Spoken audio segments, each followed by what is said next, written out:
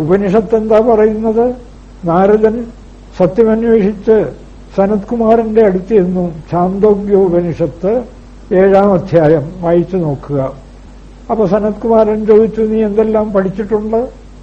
നാരദനൊരു നീണ്ട ലിസ്റ്റ് സനത്കുമാരന്റെ മുമ്പിൽ വെക്കുകയാണ്. ഞാൻ 4 വേദം, 6 ശാസ്ത്രം, അങ്ങനെ അങ്ങനെ അങ്ങനെ. ഒടുവിൽ സനത്കുമാരൻ പറഞ്ഞു, നീ പഠിച്ചതൊക്കെ വെറും കുറെ ശബ്ദങ്ങൾ മാത്രം, നിനക്കിതുകൊണ്ട് ഒരറിവും കിട്ടിയിട്ടില്ല. പിന്നെന്താ അത്? നിനക്ക് സുഖം അന്വേഷിച്ചല്ലേ വന്നത്? ഭൂമാവൈ സുഖം, പൂർണ്ണ വസ്തുവിലേ സുഖമുള്ളൂ. ന അല്പേ, അല്പത്തിൽ സുഖമില്ല.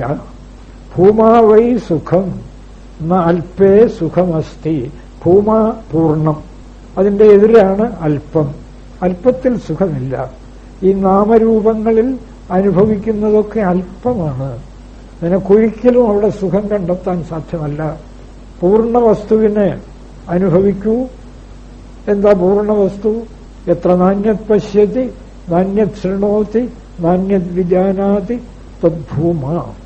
എവിടെയാണോ മറ്റൊന്ന് കാണാനില്ല, മറ്റൊന്ന് കേൾക്കാനില്ല, മറ്റൊന്നറിയാനില്ല, അതാണ് ഭൂമ. എത്ര അന്യത് പശ്യതി അന്യത് ശൃണോതി അന്യത് വിജാനാതി തദൽപ്പം. എവിടെയാണോ മറ്റൊന്ന് കാണാനുണ്ട്, മറ്റൊന്ന് കേൾക്കാനുണ്ട്, മറ്റൊന്നറിയാനുണ്ട്, അത് അല്പം. അല്പം സ്പഷ്ടമല്ലേ? ഒക്കെ വിഭജിച്ചുപോയി. അല്പേ സുഖമസ്തി, അല്പത്തിൽ സുഖമില്ല നാരദ.